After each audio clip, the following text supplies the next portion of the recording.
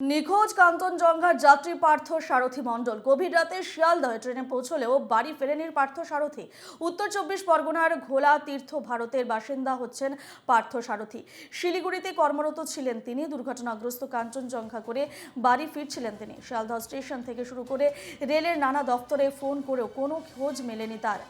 উত্তর 24 পরগনার ঘোলার বাসিন্দা পার্থ সারথী মণ্ডলের কোনো খবর নেই। এখনো পর্যন্ত নিখোঁজ রয়েছেন তিনি। গভীর রাতে শিয়ালদাহে ট্রেন পৌঁছলেও বাড়ি ফেরেনি পার্থ সারথী। উত্তর 24 পরগনার ঘোলা তীর্থ ভারতের বাসিন্দা পার্থ সারথী এবং শিলিগুড়িতে কর্মরত ছিলেন তিনি। দুর্ঘটনাগ্রস্ত কাঞ্চনজঙ্ঘা করেই বাড়ি ফিরছিলেন তিনি।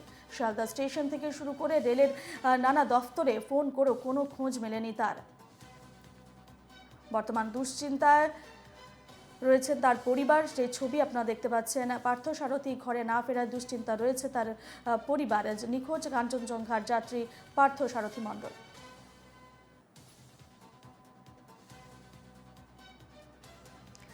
গভীর রাতে শিয়ালদাহে ট্রেন পৌঁছলেও বাড়ি ফেরেনি পার্থ সারথী। উত্তর 24 পরগনার ঘোলা তীর্থ ভারতের বাসিন্দা হচ্ছেন পার্থ সারথী। শিলিগুড়িতে কর্মরত ছিলেন তিনি। দুর্ঘটনাগ্রস্ত কাঞ্চনজঙ্ঘা করে বাড়ি ফিরছিলেন তিনি। শিয়ালদা স্টেশন থেকে শুরু করে রেলের বিভিন্ন দফতরে ফোন করেও কোনো খোঁজ এখনো পর্যন্ত পাওয়া যায়নি পার্থ সারথীর। ফলে দুশ্চিন্তায় সময় কাটছে পরিবারের। যে ছবি আপনারা দেখতে পাচ্ছেন, এই মুহূর্তে দুশ্চিন্তা রয়েছে তার পরিবার, কারণ এখনো পর্যন্ত পার্থ সারথীর কোনো খোঁজ পাওয়া যায়নি। রেলের বিভিন্ন দফতরে ফোন করেও কিন্তু কোনো ধরনের খবর এখনো পর্যন্ত পাওয়া যায়নি। শিয়ালদা স্টেশন থেকে শুরু করে রেলের বিভিন্ন দফতরে ফোন করেছেন পরিবারের লোকজন, তবে এখনো পর্যন্ত কোনো খবর পাওয়া যায়নি পার্থ সারথীর। পার্থ সারথী উত্তর 24 পরগনার ঘোলা তীর্থ ভারতের বাসিন্দা। শিলিগুড়িতে কর্মরত ছিলেন তিনি এবং এই দুর্ঘটনাগ্রস্ত কাঞ্চনজঙ্ঘা করেই তিনি বাড়ি ফিরছিলেন। তবে এখনো পর্যন্ত তার কোনো খোঁজ পাওয়া যায়নি। শিয়ালদা স্টেশন থেকে শুরু করে রেলের বিভিন্ন দফতরে ফোন করেছেন তার পরিবারের লোকজন, তবে এখনো পর্যন্ত তার কোনো খোঁজ পাওয়া যায়নি।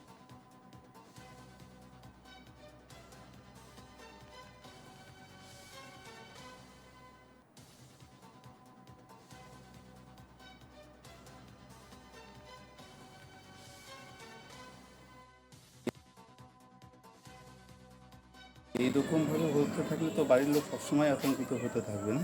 আপনারা কি করে জানতে পারলেন আপনার আমরা তো টিভিতে দেখে জানি ও ওই ট্রেনে ফেরে।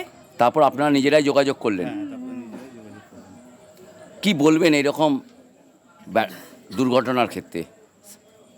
কি বলবো, এবার সরকারের সেরকমভাবে এগুলো দিকে করতে হবে, নজর দিতে হবে না, যে পরিবার এরকমভাবে আতঙ্কিত থাকবে, যারা এরকমভাবে সার্ভিস করে, এরকমভাবে যাতায়াত করে ট্রেনে।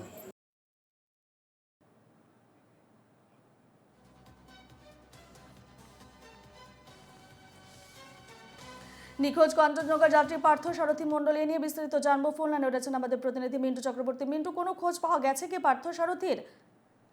লাইন পাওয়া গেছে? হ্যাঁ, না, দেখুন, মিন্টু। এখন তো পার্থ সারথীর সাথে কথা বলার চেষ্টা করা হচ্ছে। ওনার ওনার পরিবারের লোকেরা খোঁজ খবর নিচ্ছেন। উনি অসুস্থ হয়ে উত্তরবঙ্গ মেডিকেল কলেজে চিকিৎসাধীন রয়েছে। রূপা, আচ্ছা, বেশ। পরিবারের লোকজনের সঙ্গে কথা হয়েছে বা পরিবারের লোকজন কি জানাচ্ছেন, কি অবস্থায় আছেন পার্থ সারথী?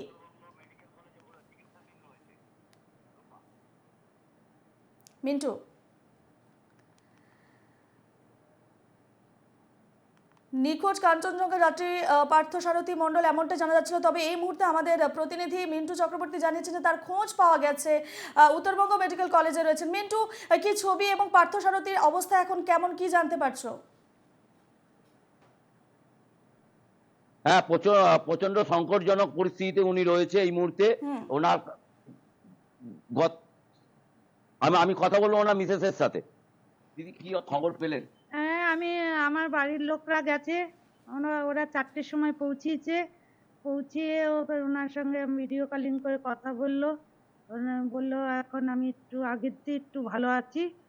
তা বললো বাড়ি আসবে, বললো অফিস যা ব্যবস্থা করবে, তারপরে আমি যা বলবে সেই বুঝে বাড়ির দিকে। কতটা আতঙ্কিত?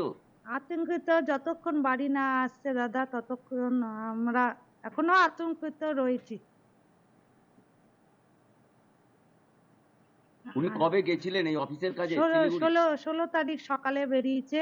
আর কালকে উনি ফিরছিলেন, ডিউটি অবস্থায় ফিরছিলেন, সেই অবস্থায় এই ঘটনা ঘটেছে। প্রশাসনের পক্ষ থেকে কতটা আমরা কোনো প্রশাসনের ব্যবস্থা পাইনি, নিজেরাই এই সহযোগ চতুর্থ খবর নিয়ে এরাই ব্যবস্থা করেছে, এদের মারফতেই সবকিছু।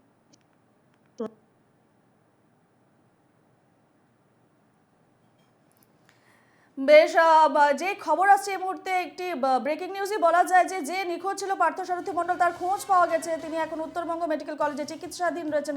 পরিবারের লোকজনের সঙ্গে তার কথা হয়েছে। এই মুহূর্তের যে খবর আসছে এবং আপডেট খবর, শিলিগুড়িতে কর্মরত ছিলেন তিনি এবং দুর্ঘটনাগ্রস্ত কাঞ্চনজঙ্ঘা করেই বাড়ি ফিরছিলেন পার্থসারথী।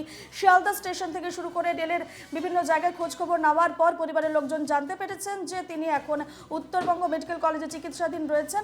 বর্তমান তার চিকিৎসা চলছে সেখানে।